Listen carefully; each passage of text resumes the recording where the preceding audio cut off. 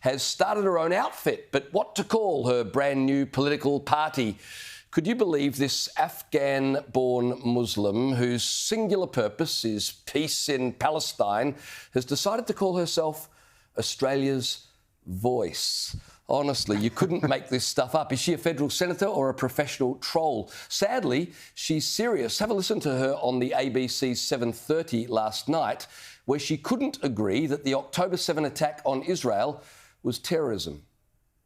Yesterday, in your view, were the actions of Hamas on that day an act of terrorism or an act of resistance? I think that question really not only ignores the 75, 76 years, but also reduces the Palestinian plight. And we need to acknowledge that Palestinians and now the Lebanese community are hurting, but so are the Israeli communities. Seriously, if she is Australia's voice, then Hamas is a peace-loving organisation spreading diversity, equity and inclusion through the Middle East. Australians gave her a voice. I might point out a voice she would never have had in Afghanistan, where she was born, or in Gaza, which seems to occupy most of her thinking. But for her to call herself Australia's voice, that takes some front, Liz.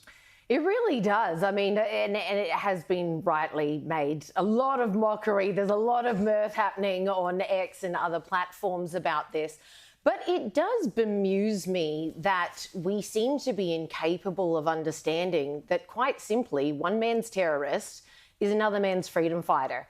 Like, these guys are looked up to in the Middle East by millions of people as liberators, as their fighters, as members of their parliaments. Like, Hezbollah has 15 seats in the Lebanese parliament.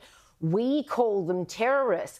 We seem to have no understanding of the fact that in that part of the world, it's the West that are seen as terrorists. And when we import people from that part of the world with their cultural background, with their narrative of the world, they're thinking of what America did in Syria, in Libya, in Iraq, in Afghanistan, and this is their narrative. It's more than a narrative, though. It's values. Oh, 100%. So we import their values, their religion, their blood memories. It's all there. And then we wonder why Arabs are supporting Arabs. Muslims are siding with Muslims. Well, Beryl hit me with another hot take. I mean, of course they are. But notice it's only in Western countries that we allow people with values so opposed to our own to sit in our federal parliaments. I mean, it's quite mind-blowing, and I'm sure countries like the ones that we pick on in China, in Russia, these people that we call dictatorships, at least they're not standing for any of this. Wow, it's so much to unpack. Yeah, look, I think, I've been saying for some time, and I think other people are smart enough to realise it too, that we do have to understand that exactly what you said, that, you know, that these people do not understand, and it's not just people from Afghanistan or the Middle East or Arabs. It's people in Australia as well who have refused to call Hamas a terrorist organisation, for example. Well, they're a different overprivileged little snot-nosed uni kids and student socialists have been very prepared to do that as well. And I think that is where.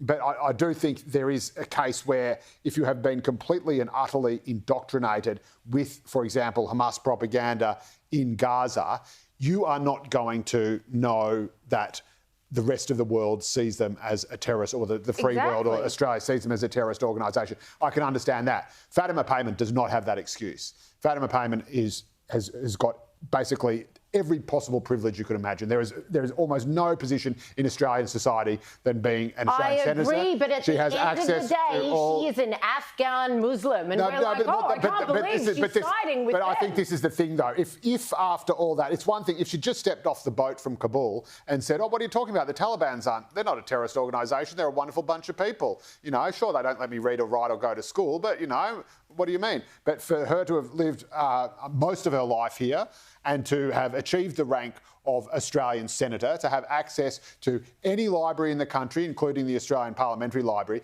and still not to be able to see and say that clearly not even that Hamas is a terrorist organisation, but what happened on October 7th is a terrorist act. How many libraries do you need to visit to work out what is terrorism? Understand that from all the information that is available to you, just that act alone, and just say, yes, that is an act of terror, then there is something, I think, profoundly either wrong with you on a sort of moral, human level, or you are severely limited in your intelligence and your ability to process information. And that is about as kind as I can possibly be. And notwithstanding the fact that she has launched Australia's Voice, which clearly is trying to nick some of the rhetoric of the Voice referendum that happened in Australia last year and was called The Voice, right? So she's clearly ripping off that brand and trying to sort of capitalise on it. Or maybe her new chief of staff or advisor, Glenn Drury, the preference whisperer, is putting some of these ideas in her head. So just call yourself everything. So, oh, yeah, I like Australia. I like The Voice. I'll vote for that. They've got no policies.